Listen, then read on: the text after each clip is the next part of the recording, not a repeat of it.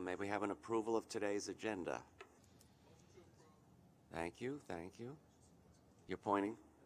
That's his job, okay. Will you second it then, Scott? He can't move and second. Okay. Minutes, any corrections or additions to the minutes? Seeing none, can we have an approval of the minutes? Make a motion to approve. You can't second two in a row. All right, we got him seconded. All right, we'll go right to the chair's report. I'll cover some of the financial implications of efforts to complete the first phase of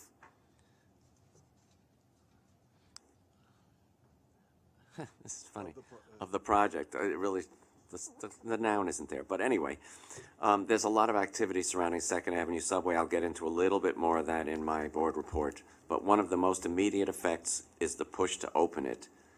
And once you do that and bring the Q service up 2nd Avenue, it allows for the rebirth of the W line, yay, which was lost in the dark days of the 2010 service cuts.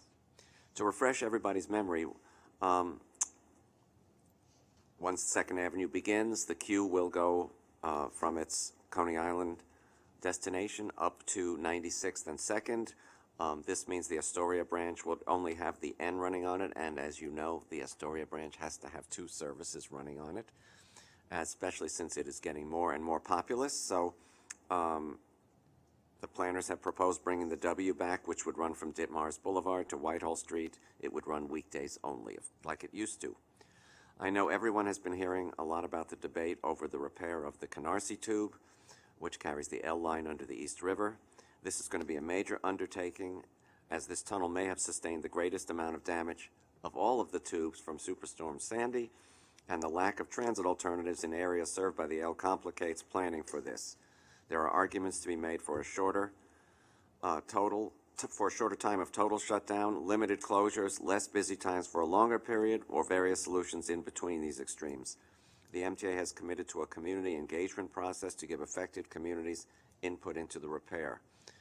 It won't start likely until 2018 or 2019, but the MTA is anxious to commit funding for the work, in part because of requirements attached to the Sandy reconstruction grants that will be funding much of this work. And many elected officials and community groups have come out against a complete shutdown. Those of you who travel 7th Avenue and Lexington lines may notice an improvement that New York City Transit is installing to keep electronic strip maps on the 2 and 5 trains relevant even when these cars are switched from line to line. I was actually on a 5 which had a 2 map on it and wasn't part of this thing that I'm about to tell you about, and so of course the sign says this map is not in use. Previously, the analog strip maps in these cars was designed for either the 2 or the 5 alone, making it unusable when the car was shifted to the other line, and as you know, these lines run parallel in both parts of the Bronx and parts of Brooklyn. So it makes sense to have a map that shows both.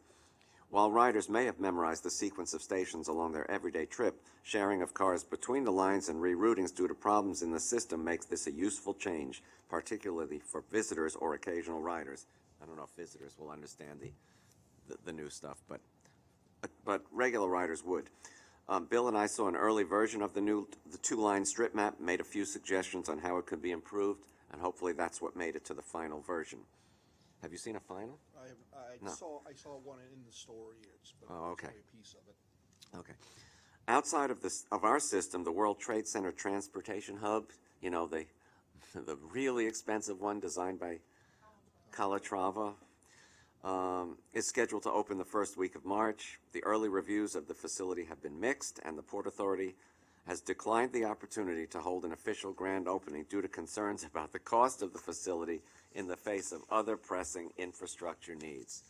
The cost is more than anyone had ever anticipated. For New York City Transit riders, though, the most important element of the hub may not be its architectural merit, but its role in linking transportation options in Lower Manhattan from the Fulton Center to the Battery Park City ferry terminal. For the March opening, however, these links will not be included, as the passageways that would make them possible will be opened later than the actual opening of the Calatrava terminal. So also mark your calendars for our March 3rd PCAC meeting, which is next week, next Thursday, in fact, a week from today. Wow, March already. Our special guest will be Assemblyman James Brennan, who chairs the Assembly Committee on Corporations, Authorities, and Commissions. This committee has oversight responsibility for the MTA, and Mr. Brennan has been an active and innovative thinker on MTA funding issues. With the lack of detail on MTA capital funding contained in the executive budget proposal, that will likely be a pretty interesting discussion. And now I will go right into the board report.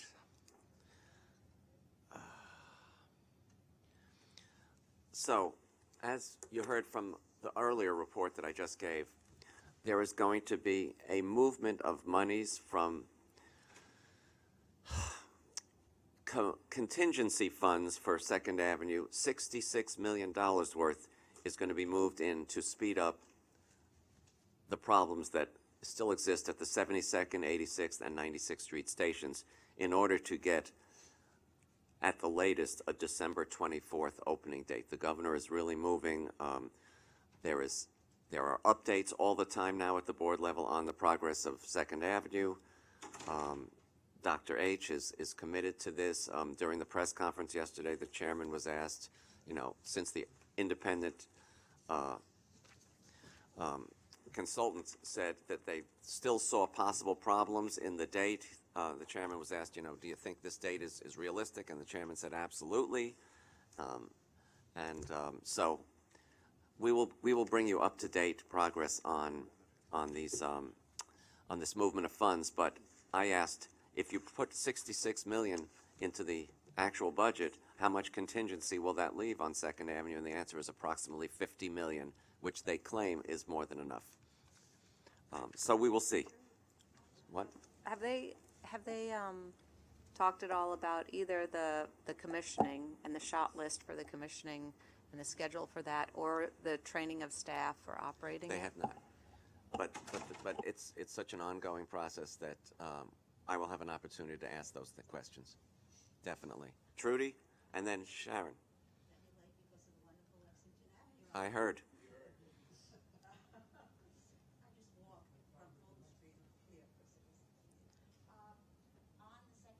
You have to push the button. Yes, yeah.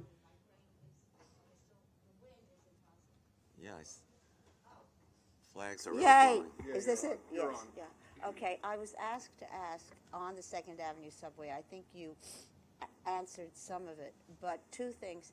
How does the refusal of the mayor's representative of Polly, does that have all of that money, was that a possibility of Nothing to do using- with Second Avenue. and it could not have been used? That was all that would have been operating funds from the sale of the building? Or? I'm going to get into that Oh, you're going delay. to, okay, okay, but that's number one. Number two, you answered it, I think somebody, as far as the contingency, is the amount of the contingency funds enough for any other problem that might arise between now and December, or even right after it's opened and something starts falling apart, or is it working as it should be? I mean, I asked there that was question. obviously a lot of contingency for things that might go wrong, not for speeding up the works. So if you could delve into that a little more, I would really appreciate it, not only for Absolutely. me, but for others who are concerned about this. Thank you. Andrew, Yes. are all three stations in an equal finished state, or is there No. wide difference still? No. Well, actually, Dr. H said 72nd Street is the one that needs the most attention right now. But all three stations need attention.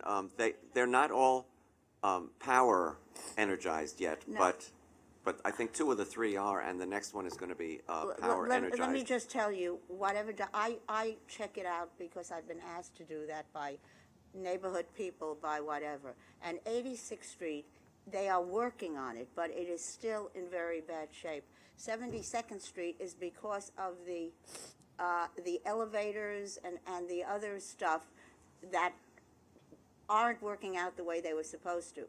But the station itself, the physical station, 86th Street, is in worse shape than the other two. But Bert, to answer your question, they're all not really great, and everybody is taking bets right now, even with the new money, whether it will really be ready in December. Some people have that list, but it hasn't been shared with us, I am sure. They know exactly what needs to be done and what needs to be accelerated. Andrew, And as $66 million acceleration is not. as they work on what is on their list of what needs to be done, suddenly something else, it's like a house of cards. It's entirely possible. And I'm telling you, that is what has been happening. Is Entirely there some possible. way that we can get more clarity? I Could will we try. ask for it? We will. Can we? Absolutely. Like today, and We will get it. please, Yes. thank you. Sharon, your hand was up?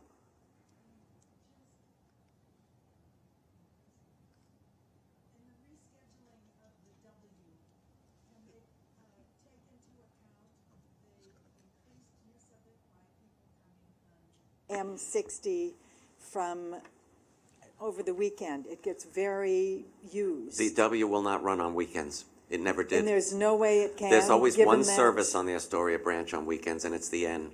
Even though there's the increased airport use of that station. All right.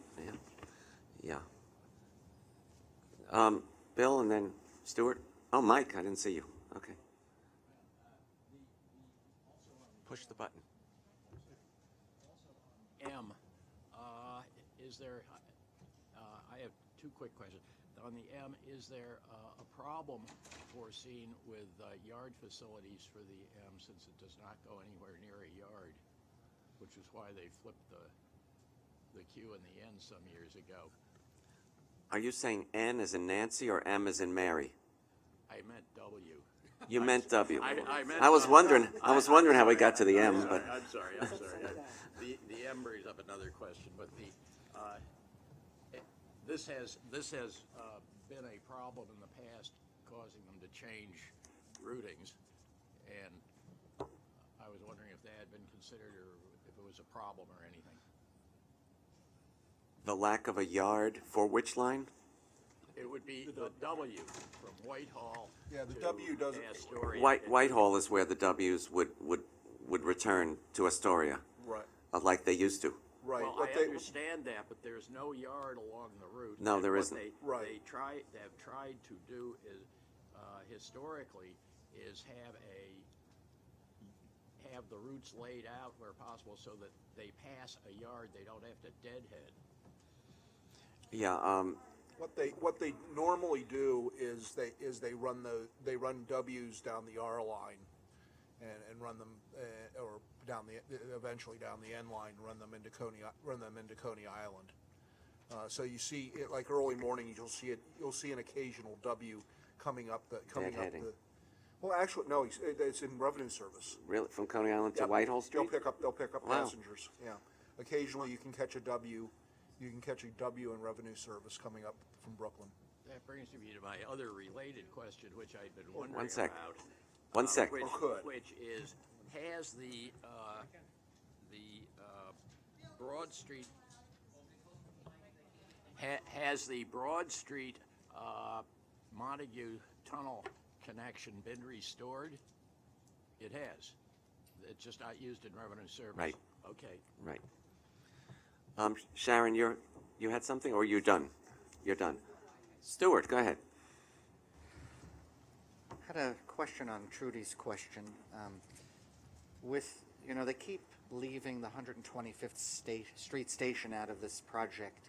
The contingency funds that they're talking about rating to complete the 3 stations, did that originally, was that originally intended for 125th? No. Or it's a separate pool of This was money? contingency on Phase 1, and the line to 125th is Phase 2.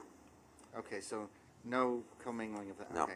I was stuck at the door again with a card problem, so I apologize. I missed your discussion about the W, so if I could ask you to repeat that, I'd appreciate that. Very briefly, when the queue is rerouted up Second Avenue for the hopefully December 24th or earlier opening of Phase 1 of Second Avenue, that would leave only one service on the Astoria branch, so they will resume the W service from Ditmars Boulevard to Whitehall Street, weekdays only, as it used to be. This also, of course, restores And express Broadway service. Express service, which people have been really anxious to get back. So the R and the W will be the locals, and the N and the Q will be the expresses, as they were prior to 2010. Mike? Get back to the issue of the contingency fund for one moment. The press had indicated that the original amount in the contingency fund was $4.4 billion. With only 50 million remaining, it seems like a pittance. So is there any further information on where the capital plan is at this point? As you all know, it actually, the chairman and the chief financial officer are in Albany yesterday and today, talking with leaders of the legislature.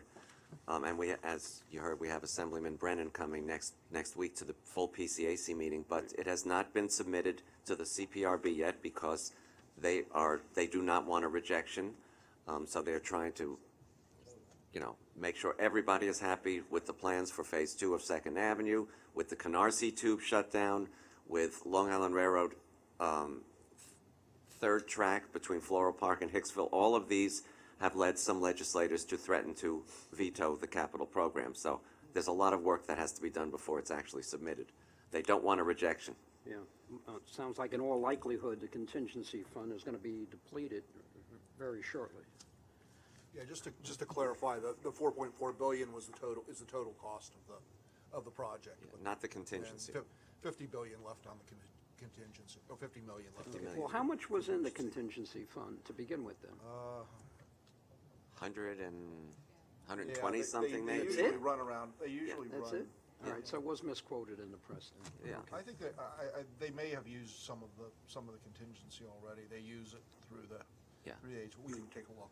Okay, thank The you. problems with 86th Street Station that led us to get the tour, and which Trudy referred to earlier, used up some of the contingency, for sure. All right, moving along. Oh, go ahead, Chris. As Bill's correct about one thing, when the W did run, it was also listed as a backup train. When certain lines were having a problem, like if the R was having a problem, they would send them, instead of turning at Whitehall, they tell them to go to 95th Street or go to Forest Kings Highway on the N line, or sometimes to Coney Island. But it is a Coney Island Yard train. And I'm also hearing that the community wants the W during rush hour run into Brooklyn. So far, the work plan is Whitehall Street. I know, but I'm just giving you a head warning that I'm hearing this from.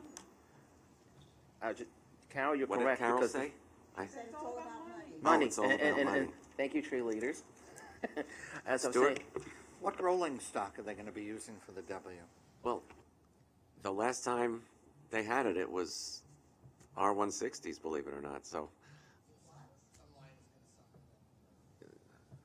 yeah, I have a picture on its last day with the words "last stop" up when it was at Ditmars that I memorialized, and it was R160 equipment.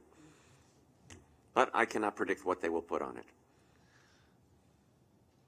Anything else? Okay, so yes, microphone. The car procurement that's delayed substantially, when were those cars to come in? Now I think they're talking, we'll get some in 2018. But they were due in 2016, 17? Yeah. So they were the cars that were expected to fill the gap for. Well, they would have expansion. replaced the R32s and the R42s, which are on the C, the J, and there's some 42s, I think, maybe still on the J, but Didn't they add some cars in for fleet expansion for Second Avenue subway? yes, but That it's was- not that It's not procurement. that It's the procurement. 211s, I think. Oh. We've covered Second Avenue acceleration. We've covered Canarsie Tube shutdown plan is going to be a political one as opposed to necessarily an operational one. I think that's pretty clear. We got a definitive statement from the chairman that when the next round of fare hike talks begin later this year, Freedom Ticket will definitely be one of the options, as will making the Q70 free, as will having students travel for free. All of these I didn't like our proposal being lumped in with some of the less than flattering ones, but nevertheless, they're all going to be discussed. I don't know if anyone else has heard, but Adam Lisberg is going to be leaving the MTA. Yes, he is. He's going to a Chinese drone manufacturer. And that sounds like a joke, but it's not. In New York. Yeah, yeah. But no, he's leaving in March. And the thing that Trudy referred to earlier, which was DOT Commissioner Trottenberg's request for a month's delay in approving the plan for 341 to 347 Madison and the funds transfer therein has been delayed a month because the city is not happy with the fact that this is a 99-year lease to Boston Properties and would not have the city realize any property taxes from that. The MTA is getting some payments in lieu of taxes, otherwise known as pilots, but apparently the city would like to get some of that, and so there is a 30-day, and the board agreed that there would only be a 30-day delay while the city and the MTA and various committees hash this problem out. Trudy. Two things. First of all, in all the reports, is it true that Polly is the only mayoral appointee on the board right now? Who are the three that are waiting appointment? The three are David Jones, Veronica Vanderpool, and Idanis Rodriguez. And it apparently... Who is Veronica I know who David Jones is. Tri-State Transportation Campaign. Oh, okay.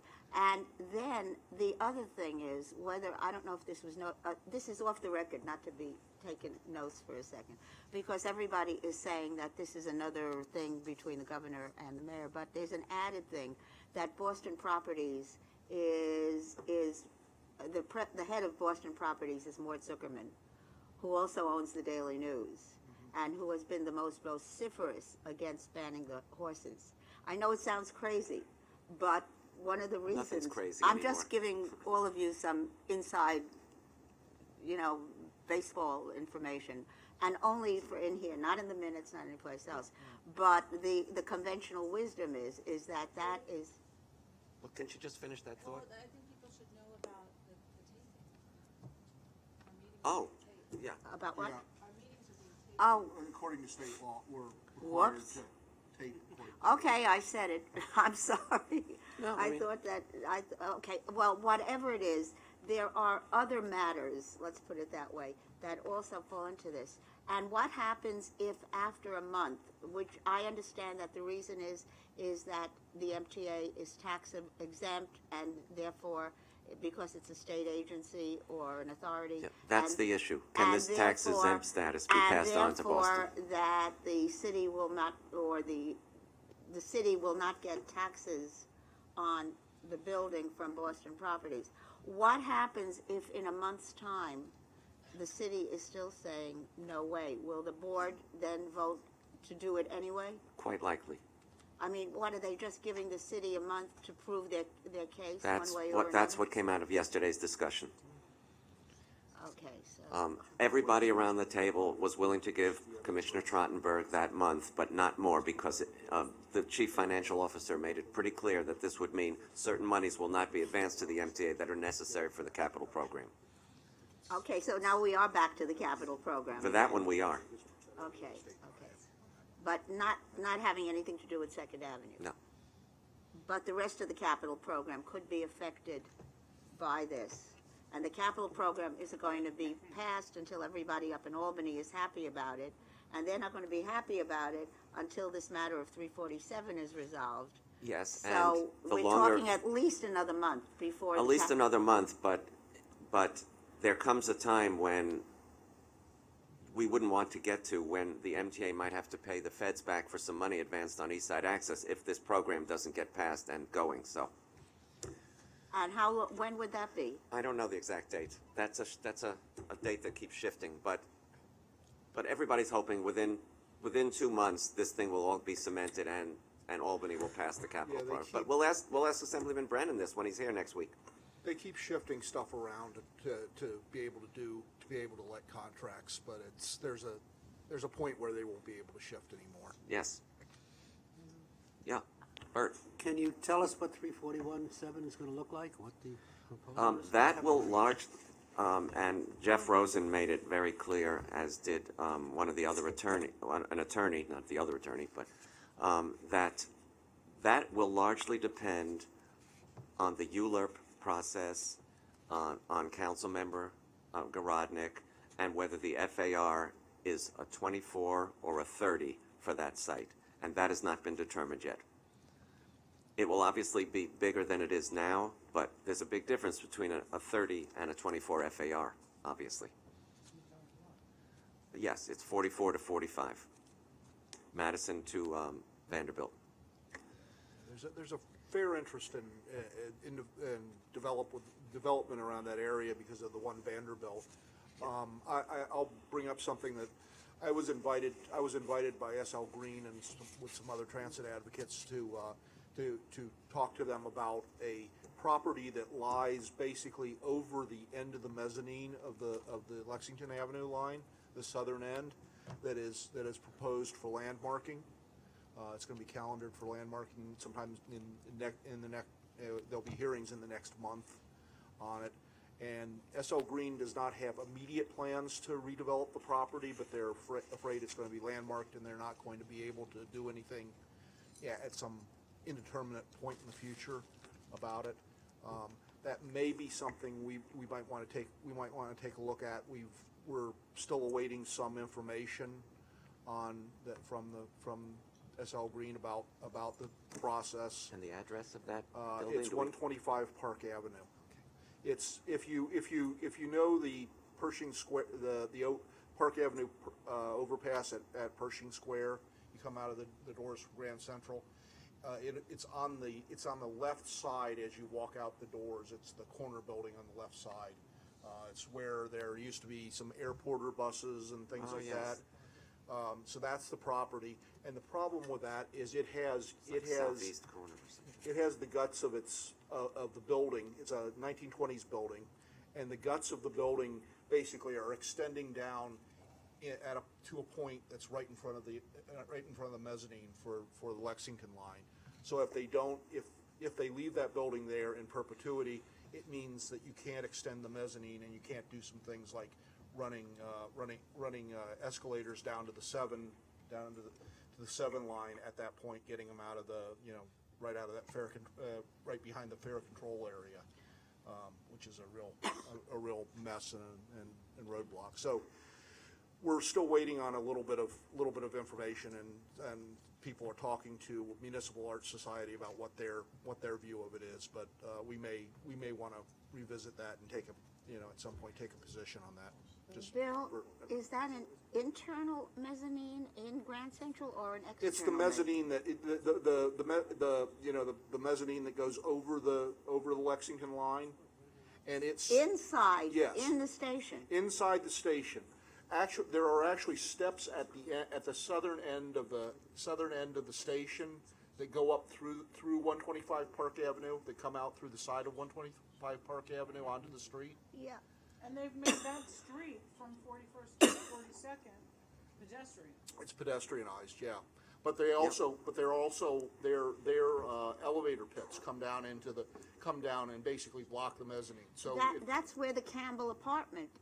No. Is that where the Campbell No. apartment? not is exactly. located? This is on the southeast Oh, side. this is on This the, on the across this the is the The across southern street. side Yeah, of this is- 42nd Street. Okay, On, where the Diagonally, is Park any, Avenue. are any of their plans going to affect my favorite restaurant, Pershing Square?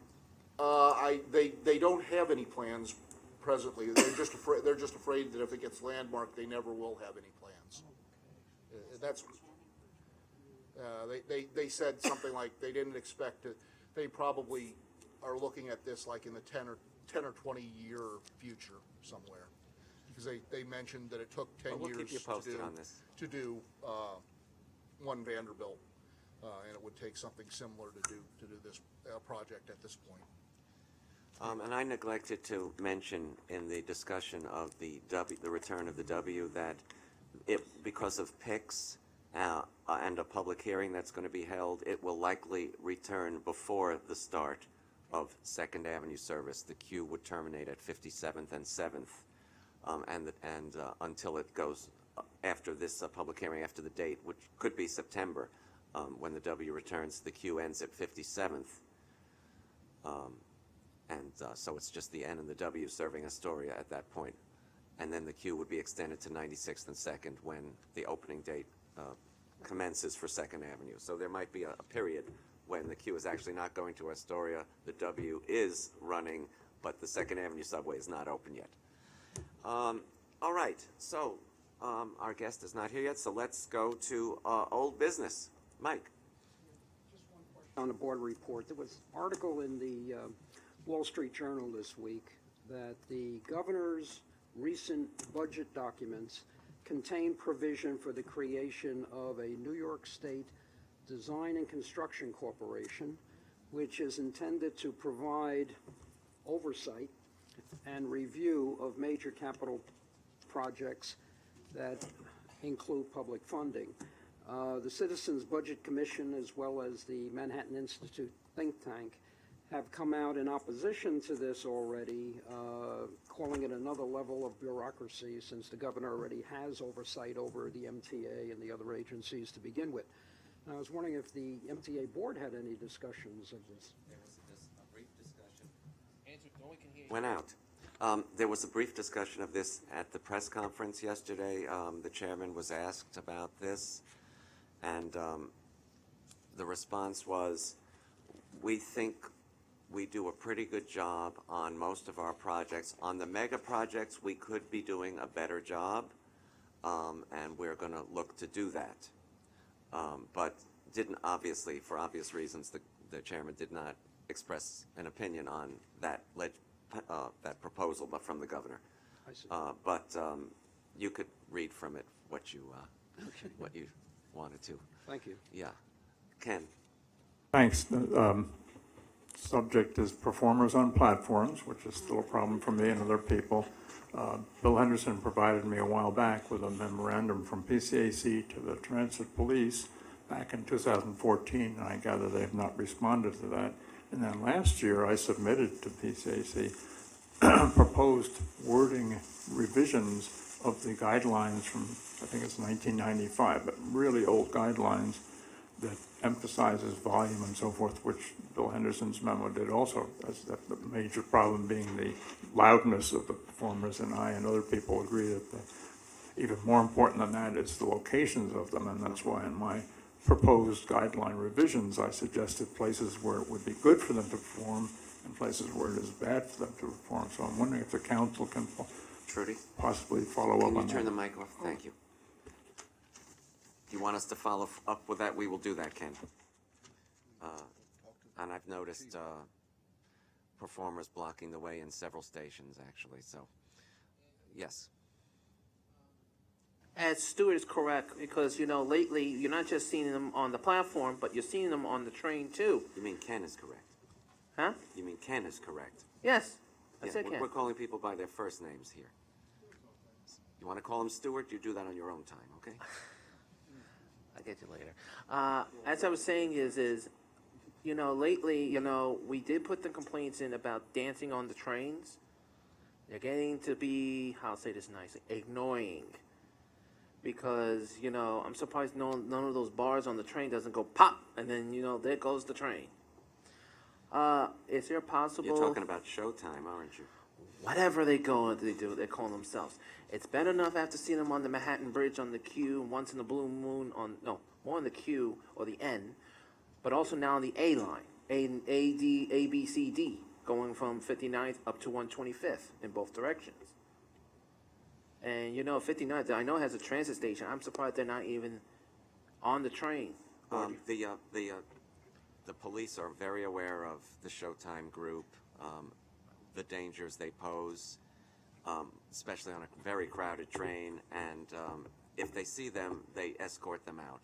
If they are recidivists, by the way, that's something I probably should have mentioned, the Transit Committee passed a resolution, the full board ratified it, which is to keep people that commit serious crimes in the subway out of the subway, and to ask the NYPD to use all of their all of the resources at their disposal to make sure that these folks are not in the subway system. And a legal opinion I'm sure, will be forthcoming on this, because some people Is are this saying, including also dancing and the music on the train stations? I don't know if dancing would be considered serious crimes. No. But disturbing the train, Violent crimes and robberies would certainly, and sexual crimes would certainly be serious crimes. that's still Yes. good. They And were one. committed in the system. In the system. Well, as I say, I know Chief Fox. We'll Yeah. see what happens. Well, it's up to more than Chief Fox, of course. Any other old business before we move to new? Okay, let's do new business. Chris? I like to add one thing about, and I know it's something you're used to hearing from Edith. Unfortunately, she's not here. Hope she feels better. Lately, if I look at the MTA.info list, it's nice to know they have the elevators out, but there's sometimes they're not on the list. They're out, you mean? Yes. Yesterday, as I was going to meet Edith at the hospital, where she is? Sure, you talk to me after, because I'll mention. 207th Street on the A train was out, going from the mezzanine to the street level. Did not have the alert, and the guys were there working on it. And I said, "What happened to your out of service alert thing?" They said, "Oh, we forgot to turn it on." And I go, "You think?" Because you could have. How long had it been out of service? According to what I heard, it's been out since 7:30 in the morning, And you were there when? around 3 o'clock. And I gotta tell you this, nice to see that the elevator from the mezzanine to the platform to the mezzanine was working, but once you go up there, you're in a death trap. There's like no warning that the street elevator is out. So, and I knew about 175th was out because it was flooded a little bit. I 'cause it know was raining. you'd be trapped. I don't know if I'd call it a death trap, Chris, but that's a bit much. But In 207th Street, there's only one set of elevators. In my book, if you wear my shoes or being in a wheelchair, to them, it feels like a death trap. Because other stations have other ways of going to street levels, like Barclay, 34th. we'll look into why. But there was a why this lot wasn't of put the on the list on it that elevators were out more than usual. Okay, it was my understanding, since it came up at one meeting, that we have the technology now, be it a turnstile, an elevator, an escalator, that when it malfunctions, an electronic signal is sent, and the command center is automatically known that there's a problem. So we'll find out why. And Andrew, hold on a second, Joe, I'm trying to finish. And just to add one thing, there is another similar issue with this. When you waiting for a bus at a bus stop, and it's gone to be a little more, I send this already to Bill already. I understand the driver is not easy, John, for them. I completely understand. But if you ask this one magic word, like when the bus comes in, and I ask him, "I need the ramp, please." What was that? What was? Why you have to give me a hard time or give me this look? I mean, like, the main thing is a wheelchair or a walker needs to get on safely. It's not that hard for the low riders to put the ramp in. So all I'm asking is it's not just in Brooklyn, but it's in other. So again, I say, if you receive this kind of treatment, get the vehicle or the badge number, Andrew. and we will follow up on it. Andrew, Albert, I'm gonna tell you this, and I said this. I gave the numbers in. I did everything. To you? Yes, Okay. of course. I always do. We've been passing along Yeah. a number of reports. Yeah, and but I'm just saying this they've been because. passed. Deborah, did you want to add something? I was just gonna say each one is being followed up on, so keep it up. Thank you, Deb. I love you, Deb. Thank So you, Andrew. you see, it is Yes. getting the number really helps. Somebody else, Trudy. Can I'm sorry, I sort of laughed out loud when you said about the technology with escalators, because there is something called common sense. And when there is when there I know is a what you're gonna down, say. out of service, and you go to the, When there's well, only one especially running, in it Grand ought to be the Central up escalator. or at 59th Street. Oh, Sharon's not here anymore because she would have even exploded more. And you just say, look, the up escalator is out. Could you change the down escalator? Oh, I'm not allowed to do that. can there be some kind of a directive sent to somebody at a station that just says, you don't need great technology to do that. You don't need anything except somebody just going over, pushing the button. Well, yeah, well, maybe that could be in whatever And- goes and you out. have to insert the key. Whatever goes out to these geniuses also, that says, make sure there's nobody on the escalator. But I'm really serious. I It's mean, amazing because that we would even have to do this, you know? I understand, but it just happened last week again. I won't even I've go seen it in. too. I have given up calling them in or doing anything else, and I've tried going over and speaking nicely to the people. Once in a while, somebody will say, "Well, I'm not supposed to do it, but I'll help you." I'm amazed Now, you found who somebody. is supposed to do it? That's the other thing. If we could find out who is the person in Deborah, do you know, in Grand the, in the Central- station?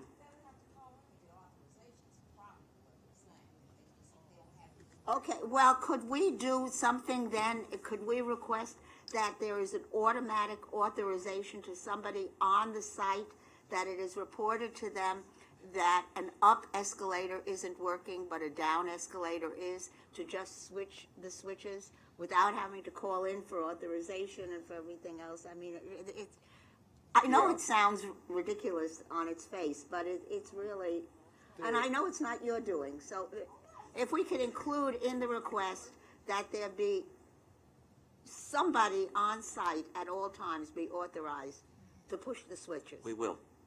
There are, I will say there are some escalators, I have been told that they do not want to reverse because they've been basically grooved in one direction and they don't want to reverse. They're afraid if they reverse them, they'll come apart. Any of the escalators So that somebody has to, whoever's there that has the authorization has to know which escalators Can one are in that- assume are when in one that is set. given the authorization that they're also told what they can and can't do? One can assume But that, I am yeah. telling you, at Grand Central, because they have done it, the one that leads up to Pershing Square, over there.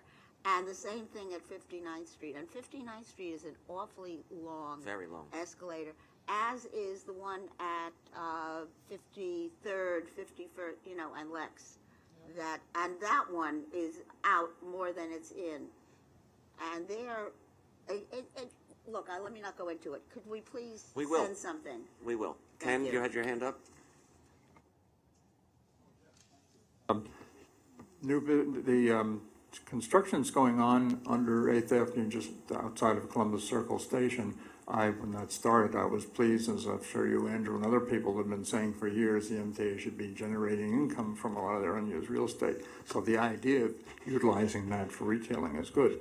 But when I brought up at a advisory committee meeting to the MTA about the accessibility features and the design of that place, I was told we can't do anything about it because it's a private contractor. I was unhappy with that response, but just now in the lobby, I mentioned to Giselda that, we should, somebody should contact the contractor, so she said she'd get in touch with the contractor, so That's I the hope. turnstile development you're referring to, I assume, right?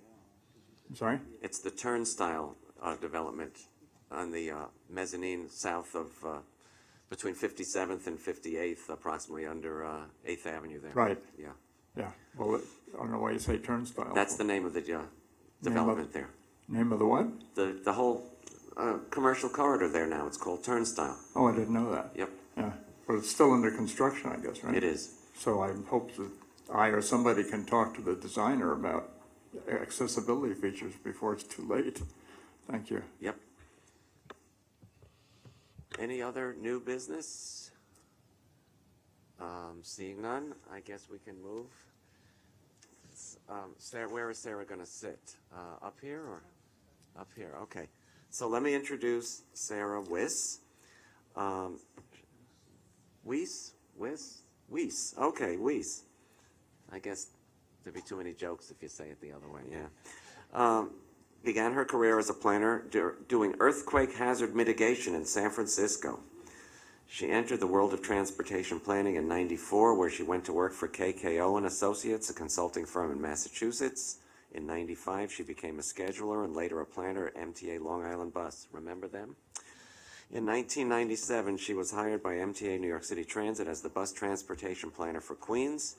From 2008 to 2010, she worked in various parts of operations planning before returning to bus planning in 2010. She is currently the Senior Director of Bus Planning, responsible for all permanent and temporary changes to New York City Transit bus routes. Recently, there was a large public hearing held on Staten Island, the results of which I assume we are going to hear about today, or some of it anyway. Well, I'm here to talk about the Staten Island study. Can you put your mic on? Is this better? Okay. So, one of the really exciting things that has happened over the past few years impacting bus planning is when I began my career, I was, very disappointed that I got to Long Island Bus and said, okay, how many people are getting on at this stop? How many people are getting on at that stop? And we really didn't have this sort of really stop level data. Now, especially due to AVL, due to bus time, we're able to figure out every day how many people get on at this stop, how many people get off at that stop. We're able to calculate people's trip lengths, figure out what they're doing by, when they travel, where they travel to. And we've really been using this to get a sort of more in-depth look at our network, figure out who are we serving, what could we be doing better. And we've done we've really dug into this data. This is the third such study we've done. The first one was a study just of Co-op City, which came up with some really fascinating results of not only listening to the people who we talk to all the time, but the people who are actually on the bus who never had time to talk to us. What were they doing? What could we do better to improve their commute? So we took a look at that with Co-op City, and then the next one we did was a Northeast Queens study, which was actually a fairly large chunk of Queens. It was really Central Queens and Northeast Queens. So we did that, and now we're moving on to this study of Staten Island. Staten Island is the fastest growing borough in New York City. It's changed quite drastically since the days of streetcars, and yet we're still generally running the same lines. So this is a really great opportunity to sort of take a look at that. And I'm going to turn this over to Jonathan Hawkins, who's our senior transportation planner, who focuses on Staten Island and has really been leading up this study. And we're really looking forward to this chance to remake this particular borough.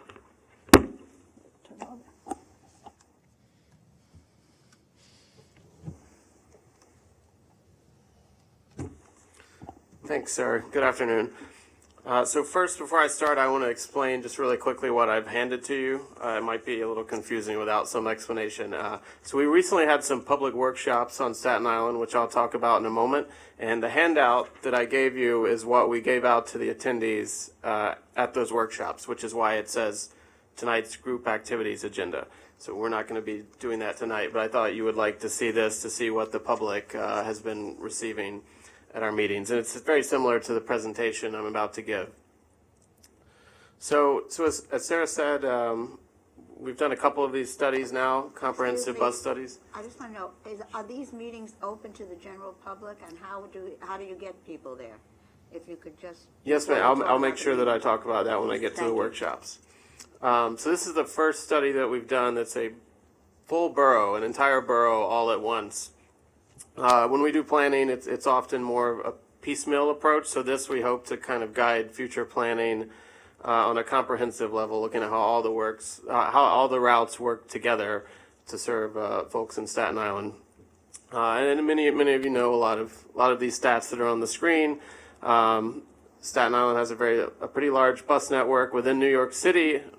People think of it as small sometimes, but if you look at things on a national level, it would on its own be, I think, somewhere around the 20th largest transit agency in the United States. So it's a pretty significant network. A good chunk of it is folks who are trying to get into Manhattan to work. And that's kind of how the study in part came about. Borough President Otto was very interested in helping express bus riders who'd been frustrated with growing commute lengths. But we didn't want to just focus on that, so we're looking at everything, including the local routes as well. Which, interestingly enough, Staten Island is bus ridership we know is declining in the city, but the local buses on Staten Island have actually grown a bit. And if you're familiar with the geography of Staten Island, you know that the North Shore is the densest part of the island by far. It's where the largest concentration of people who do not own cars live. It also has the most grid-like street network, so it's one of the best places to run transit and where transit is very important. So unsurprisingly, a huge chunk of the boarding, 67%, in Staten Island are on the North Shore. And which means basically the farther south you go, the less density you have, the less transit ridership you have, which doesn't reduce its importance, but makes it more challenging. You see Mid-Island, which includes the Highland Boulevard corridor, a very important commercial corridor, high trafficked. The S-79, which is our Staten Island SBS route, runs there. Of course, when you get to the South Shore, you have by far the smallest chunk of ridership, but of course, for those people who do live there and rely on transit, it's still very important for their daily lives. And we went to each of these community boards and we went to their transportation committees and gave them a similar presentation to this and got early feedback from them. That's sort of how we kicked off this whole process. So there's a lot of things that we hope to answer in this study. So you're not going to be hearing any results today, unfortunately. We're still very much right in the middle of this process. So I'm sure we'll be talking to you at a later date about what we found. But there are a number of things we kind of knew going. So there will be questions that come out of this that we didn't anticipate. But we also knew going in that there are a lot of things that we specifically wanted to look at. One is how development on Staten Island has changed and has the bus network kept up with that. There are new shopping centers and employment centers and things like that that could potentially be better served. And then things like the Port Richmond area, for example, which routes were historically designed to funnel into a ferry terminal that no longer exists. So is that the best terminal for them? That would be a good example of a question. Looking at some of the reliability, are there things we can do about it? Are there things we can ask our friends at DOT to help with? Pinpointing exactly, precisely where the biggest problem areas are. We want to look at bus stops, and we've been asking about this a lot in surveys and at workshops. Do bus stops need to be closer together for convenience of access, or do they need to be farther apart so that trip speeds are faster? And getting feedback on those sorts of things. The express buses, we're looking at that in terms of where they go. It's a very complex network, very difficult to understand if you're a new rider. And buses are spending a lot of time getting stuck in Manhattan congestion, often when there's an overlapping subway or Manhattan local bus route doing the same thing. So is it the best use of resources, or could it be better spent going back and forth between the island and Manhattan? So looking at some of that, looking at Friday. Friday's an interesting thing where we see commuters leaving early in the day, earlier than they usually do, and our service is scheduled on a Monday through Friday, a weekday basis. So there becomes problems there with people leaving earlier and the service maybe not meeting the demand. So we're looking at that and what we might be able to do about that. Staten Island's also interesting that a lot of people do have cars and use transit. And especially for the express buses, many people do drive to the bus stops. And trying to understand that better, and if that can be managed better, if we can provide them better service so they don't have to drive, which both helps with congestion and, I think most people would prefer not to drive if they don't have to. And looking at some of our internal things behind the curtain, the way routes are managed by road operations and the way depots are managed and things scheduled, that sort of thing, that the public wouldn't notice changes, but may be able to come up with some efficiencies to make service run better. So you're probably familiar with a lot of the things we'll be using for this. We can look at MetroCard swipes and cash payments to see what buses people are riding, and then we use our bus time system to sort of match that up to come up with a pretty accurate model of where people are getting on and off the buses, which Sarah alluded to, and that it's data that we didn't have really in the past. We relied on manual counts, which are infrequent and labor intensive. So this gives us a really good picture of where people are going. And of course, we're out in the field as well. You always want to, data is great, and it's maybe the most critical part, but you want to see things with your own eyes as well. And using our resources such as the census, things like that, to look at employment data and journey to work, density, all those sorts of things. So the public feedback, which is certainly one of the most important parts of this, we've had a number of ways we're going about it. One, we have an email address, which is actually on the back of the handout that I gave you, and we've been receiving a lot of emails to that address with just complaints, suggestions, ideas. We've sent market research out once already. They did an express bus survey, surveyed over 1,000 riders, and we are going to be doing a local bus survey as well. And then finally, of course, the public workshops. So we held 3 public workshops, 2 in December and 1 just a couple of weeks ago. And so we advertised those. Those were, posters were put up on all of the buses about them. The Staten Island Advance has been covering this quite thoroughly, and they wrote articles both before and after all of them. It was up on the website, of course. And they were at, so the first one was at Snug Harbor on the North Shore, which is very close to St. George, off 2 bus routes. And then we had one at the Mount Loretto campus on the South Shore, which is near the S-78.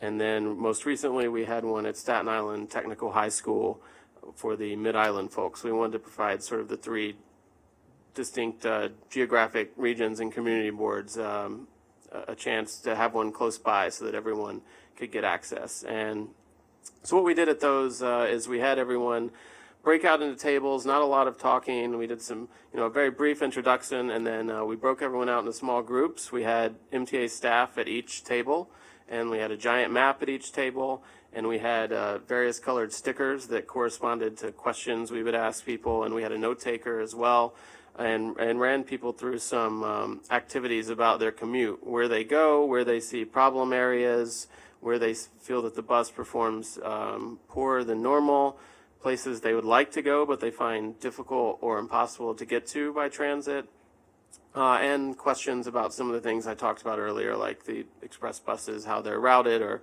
bus stop spacing, and just open floor to let them air their concerns and their ideas. And a lot of people brought lots of ideas, so we have a lot of things we're working through, lots of notes and stuff, and we're trying to compile all that together to pick out some of the trends and the things that keep coming up the most. And we'll be using that and all the different data sources to try and kind of compile a picture of what are the biggest problems and how might we be able to address them.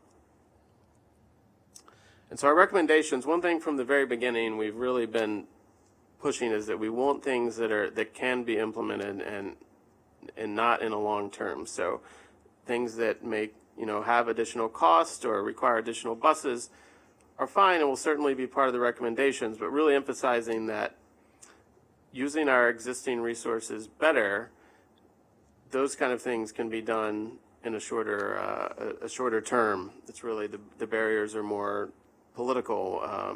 So looking at route, maybe routes are not using the best streets that they can. Maybe they don't terminate in the best place. So we've been trying to push people towards keeping things grounded in reality and not getting too carried away, which can be challenging, but we've had some pretty good ideas so far, I think. And so we want to look at the problems that we identify and then try and come up with recommendations for that. And if things come up during the study that can be implemented now, we'll do it. We're not going to wait till the study is published. Those sort of things would be kind of the minor behind the curtains things within DOB. Obviously, any sort of route changes and things like that require a more public process and public hearings, community boards, etc. And as always, any the recommendations, of course, their implementation always depends on the budget situation and the vehicle fleet. So this is a pretty rough timeline. We're at the end of the third column now, winter, so we've sort of conducted most of our initial analysis. We're trying to put all that together. We've talked to the community boards. We've done a good chunk of our public outreach, all of our workshops well underway in the surveys. We've had one of those done. And we do hope to have an interim progress report at some point by the end of spring, and that will likely be a synopsis of some of what we found. We'll probably not have any recommendations yet at that point, but more a summary of here's what people said in the surveys and the workshops, and here are some of the things that the data has identified that we'll be focusing on. So that's all we have, but we'll certainly be happy to take questions. Questions, folks? Stuart? So you're coming out with these concepts in the spring. Do you have any preliminary observations that you could share? You know, you've done some other studies. Is there anything that jumps out to you as a result of this? There's no real specific, Chip, but there's certainly things that come up a lot. One is the travel within Staten Island.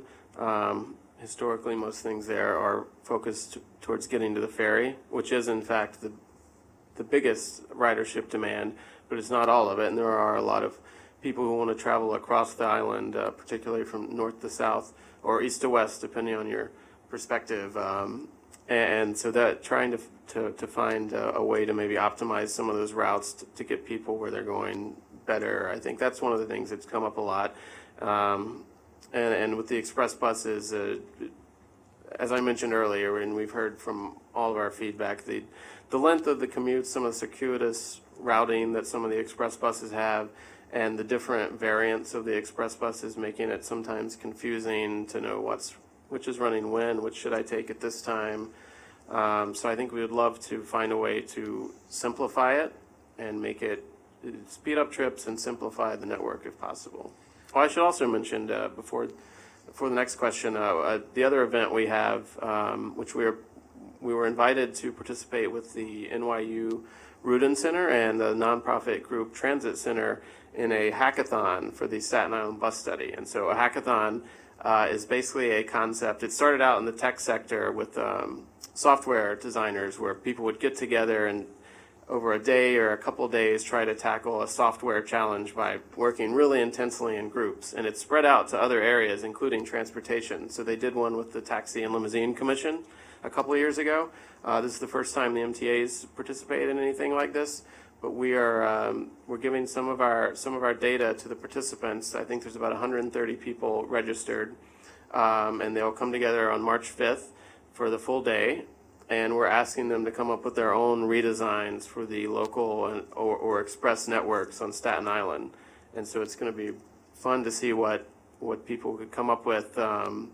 Some people will come to that have experience in transportation. Some will be from the tech sector and they will have no background on it. So I think it'll be very interesting to see the different ideas that people come up with that may be a little different than what we might think of as planners inside this office. So I think that'll be fun, and it's already gotten a lot of good press as well. And I think it will also help get people thinking about some of these ideas and changes. That's going to be an interesting event. One more sub-question with this. Did you get any feedback that talked about frequency of service or hours of service for the routes? I mean, was there any negative comments about that? Or? Certainly. I mean, and there always is. The length is more than frequency, especially with some of the weekend service on Staten Island. I think that's the most common issue that's come up, is that some of the routes do not run on weekends, more so than in the other boroughs. And people wanted them? So on the weekends, obviously, Staten Island was hit pretty hard in the 2010 service cuts. Yeah, especially with some of the routes that go to, say, the Staten Island Mall and some of the other shopping destinations that are, important on weekends as well. It's not just people who are working 9 to 5. So those are some items that have definitely been recurring. Okay, thank you. Mike? the use of the express buses, not only for Staten Island, but for Queens and the other boroughs as well, have become more and more popular. You mentioned in your initial either findings or targets of exploration as part of the Staten Island study, the problem with congestion of the express buses in Manhattan. Will this study attempt to address or look at any of those aspects in the hope of improving the travel time of the portion of the route the express buses take while they're in Manhattan? Absolutely, and I think one of the big questions is so I think a lot of these routes were created many decades ago when the congestion wasn't there, and maybe the subway was also not as reliable and crime was higher and things like that, and they haven't responded necessarily to changing conditions. So one thing to look at is should every route be trying to drive everywhere and drop people off everywhere? And maybe the answer is yes. There is a value to a one-seat ride, and a lot of people certainly do value that. But we have seen in some of our preliminary findings that a lot of people, nearly 30%, are already transferring to the subway anyway because they realize that if they're going to Midtown, it's better to just get off downtown and get on the train because the ride is so long on the bus. So we have to, but that's certainly what we're looking at is both the routes they take and should they be traveling as much in Manhattan. I think one thing that's a good example of this is a couple years ago we started the X21, which is a new express bus in Staten Island. It goes from the South Shore to Midtown 42nd Street using the New Jersey Turnpike, and it has limited stops. It spends as little time as possible on local roads, so it gets on the West Shore Expressway in Manhattan, and then it hits 42nd Street, goes straight across to the end, connects Shore across. Expressway in Staten Island. Yeah, so West Shore Expressway to New Jersey Turnpike, and then to 42nd Street. Goes all the way across, connects to all the transit lines, and terminates. And it's for some people, it's improved their travel. I rode the first day, and someone told me that her commute would be 40 minutes faster now, which is, I mean, you don't get that kind of improvement very often, and the feedback for that has been incredibly positive. And in fact, I think nearly every pick since it came out, we were adding a new trip because people were moving from other routes to that one because it was so fast. So it's sort of a proof of concept almost that doing things more direct, more limited, and spending less time in Manhattan could benefit a lot of people, but we're going to explore that more through the study. Bert? You said something before that surprised me. You said there are people that drive cars to the limited bus stops.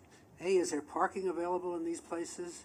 And B, is this just a small number of people that do this, or is there a big market?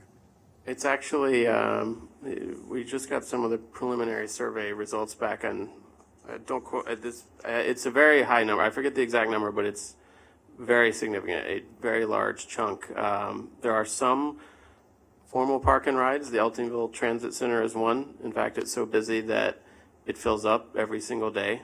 If you get there too late, you can't get a space. Is that for folks using a bus or the Staten Island Railway? That's only for the bus. Only just for the buses bus. there. Oh. Yeah.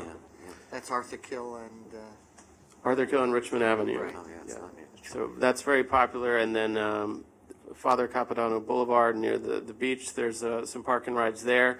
But there are also a number of areas that are not formal park and rides, but become one. The most notable of which probably is off the West Shore Expressway at Arthur Kill Road. There's nothing there, no development. So if you drove by in the middle of the day, you'd be very confused because you'd see cars parked everywhere, filling up all the roads, and say, why are they here? Well, it's the last express bus stop before running express into the city, and people realize that rather than sit on the bus as it makes all the previous stops, they'd rather just drive to that last stop or be dropped off and then take it express in. Chris? Regarding, mentioning one thing, as I'm looking at this, did you also do a survey on disability and seniors in Staten Island? Because some of your lines you have one bus that goes up a hill, but does not run on weekends. and you're passing a NYCTRC house. And, you know, that's really, really, forgive when I say this, that's not fair to them, especially when when it gets winter and it's winter and ice. The only way they can get up there, as I said to Andrew earlier, ice skating. So, is there areas that you're going to see that seniors and disabled, if say on a weekend they want to go, like you just said, stand on a mall, shopping, because yes, they may use Accessoride, but some of them who can get Accessoride or are not qualified for it, they have to use, then the next phase is the buses. Certainly, and we haven't done a specific survey targeting that population, but that's been a big chunk of the feedback. And you're referring to the S42, I believe, up the hill near the ferry. There's more than one. So I'm not mentioning routes because there's two. And that has been a good chunk of the feedback that we're hearing, especially with regards to the malls and the shopping centers and the weekend service, as you mentioned. We've definitely received a lot of feedback about that, and that's certainly something that we'll be looking at. And my second question is some of your express buses, and I hope you guys are looking at this also in Staten Island, you have one of them that stops in Brooklyn on weekends, doesn't come on their schedule. You have the X17, that part of that plan was supposed to stop the first stop in Brooklyn. 0%. You still got people waiting there. No, you got people waiting there, but there's no buses coming. So I hope there may be a plan, not just the 17 make one stop, but a substitution.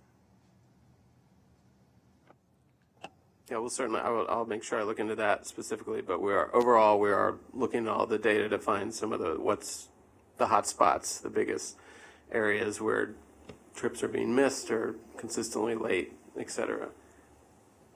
Let me ask you a question. Newark Airport is Staten Island's airport, and there is no easy way to get there. Have people brought that up at any of the hearings?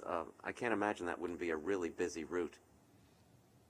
There's been a lot of am I on here? Yeah. You're on. There's been a lot of comments about New Jersey and think specifically Newark Airport. I mean, it's such a convoluted way that you'd have to go now. Also, has anybody mentioned, and this may not be for a Staten Island bus study, but the idea of extending the Hudson-Bergen light rail over the Bayonne Bridge and along the North Shore? Because that would certainly ease a lot of people's travel patterns. Certainly, that's talked about a lot, but we've generally always said that's outside of the scope of what we're doing here, but certainly people have a lot of interest in that. Good. Ken? Yeah, thanks. It's been many years since I've experienced it myself, but I'm sure there's still a lot of local bus routes that terminate at Staten Island Ferry. So I'm wondering, how satisfied are you with the technology at the Staten Island Ferry Terminal in terms of visual and audible information about which exit to go to which bus line, which I know it's a really long platform that a lot of different routes use, but getting information to passengers, particularly vision impaired passengers, in terms of where to get what bus, when the next bus is coming in, and that kind of thing? I think there's certainly some improvements that could be made there. I'm not sure. There's no audible at all. Yeah, so there's sometimes the dispatchers make announcements, but beyond that. I don't know how you do that. Yeah, it would be, and we would need Sounds like to. it's all the more reason to do it. No, I agree, but there's 15 bus lines going to there. How would you make all those announcements? Yeah, and we would need to work with the Department of Transportation as well on that Ask one. Google. Ask Google. Yeah, I think the only audible thing there is there's a DOT, one of the audible maps that you can They don't work. go. Yeah. No, I know, they don't. What location are we talking about? At the St. George. Oh, St. my George Ferry goodness, with all Terminal, those buses. the bus ramps.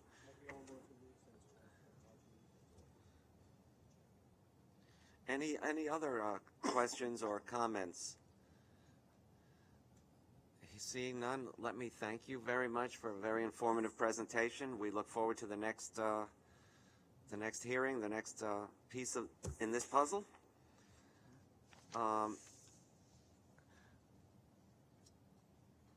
During the 2010 service cuts, the Grimes Hill weekend service was seriously curtailed, and many, as I recall, some nurses testified at the public hearings that they would not be able to get to the nursing homes that they need to get to fulfill their jobs on weekends. Did that come up at all at any of these? one of the most frequent things, yes. Good. I'm very glad to hear that that's still on people's radar. So Sarah and, Jonathan, thank you very much. If we want to submit our ideas, we'll just send it to this email address? Or? Okay. Everybody got one of these. There's an email address on there if you have comments. Any other business anybody would like to bring up? Bradley, do you want to give a quick update on Freedom Ticket? We have changed the report slightly to reflect an earlier online for Brooklyn. So we just, is this on? It's on. Is it on? Okay. So we just basically, we've changed it to include Brooklyn, as in Brooklyn originally was in phase 2, but we've moved it up to phase 1. Yeah, I don't think that it's on. So basically, because Brooklyn Borough President's Office has identified, Brooklyn has a lot of economic development potential, and Freedom Ticket would help, foster that. So we've moved that up into phase 1, so that the Nostrand Avenue, Atlantic Terminal, and East New York will be added to that. So Which makes perfect sense, and that's considering that many of the trains that are going through the Southeast Queens proof of concept area terminated Right. Atlantic Terminal anyway, so why wouldn't you include Brooklyn early on? Right. It just makes perfect sense. So, and we have a meeting with them soon, right? With your people from Brooklyn. Don't we have a meeting with them soon? I'm not aware. I don't think we have one scheduled right now. Okay. But we But will. we're trying to meet with them because we're producing a separate Brooklyn, smaller edition to address the Brooklyn needs. So Bradley, does that change the timing of phase 3 then? no, basically it just moves Brooklyn up from phase 2 to phase 1, and phase 3 is still pending on East Side Access. Really, it has a very, in terms of current conditions, it has a very small impact because there are minuscule numbers of riders from the Brooklyn stations right now, at least particularly inbound. I mean, just no one's really using it. One of the things we're doing is we're holding off on doing some of the recommendations just because we're not sure what's going to come out of the L repair. The decision on what to do on the L line, and there could be some interplay with the Brooklyn stations, particularly East New York. Yes, probably East and New there's York Railroad. a Long Island Railroad project to replace ties in the tunnel between East New York and the yards just west of Jamaica, so that would impact this as well. So we have to wait and see when that's going to be.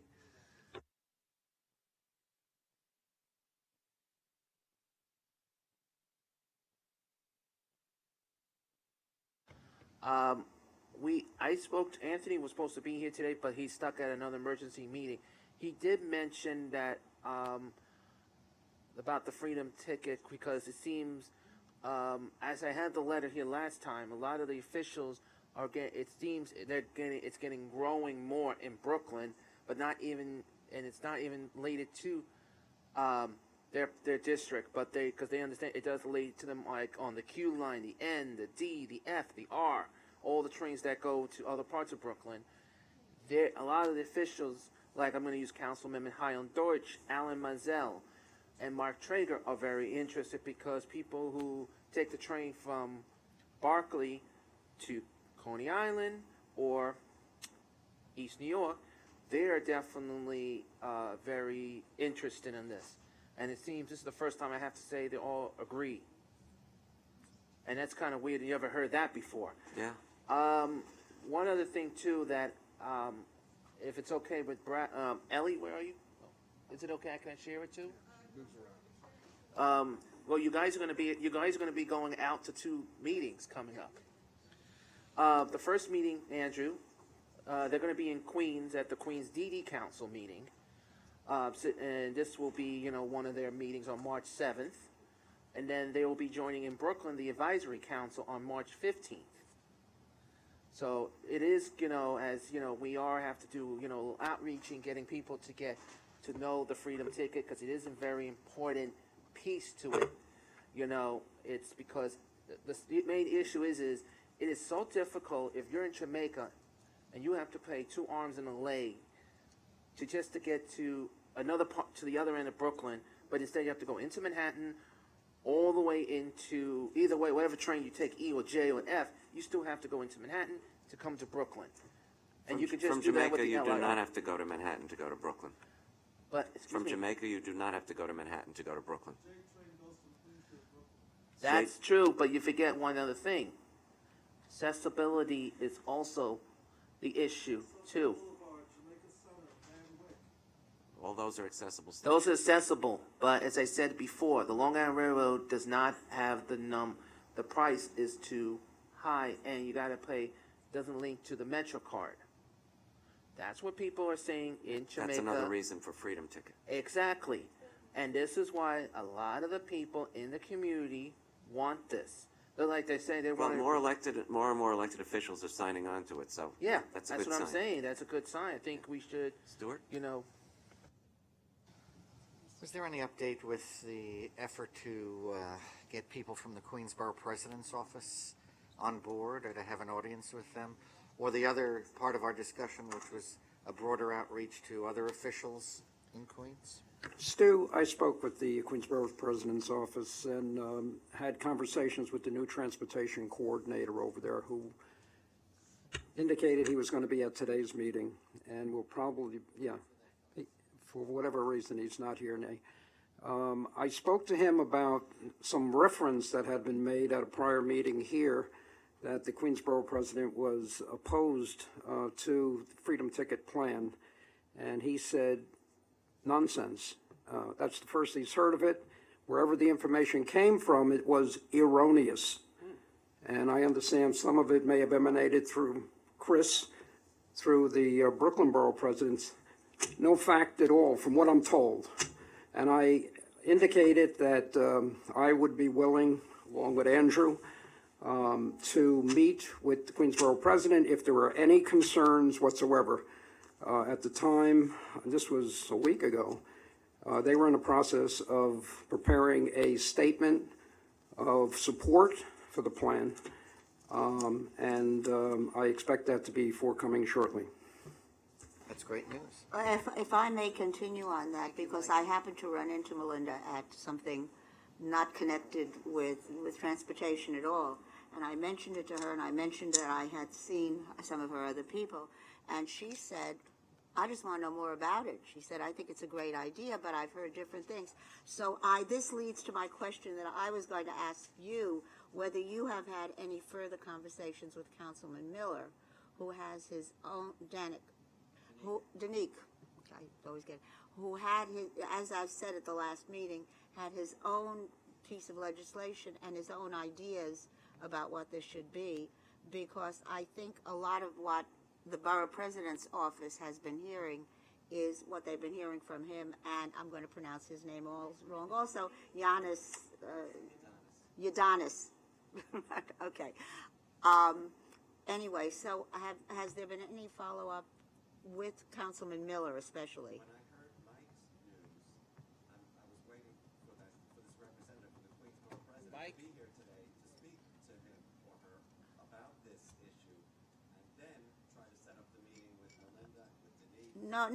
But can I offer a suggestion? That since it's a month since I've seen Danique, that you, and that it's a month since I reported about that meeting, that I would suggest that you call him immediately and just say, use my name. And say that there seems. No, I know that, but because of what he told me, which was different from what he had said on New York One, so that maybe even before you meet with Melinda, there is this difference of, especially since, she had just mentioned in passing. I mean, this was a very in passing kind of thing, and I just think because I think the two of you and Danique, before you meet with Melinda, should resolve the differences that you may have on how this should work. Just a suggestion.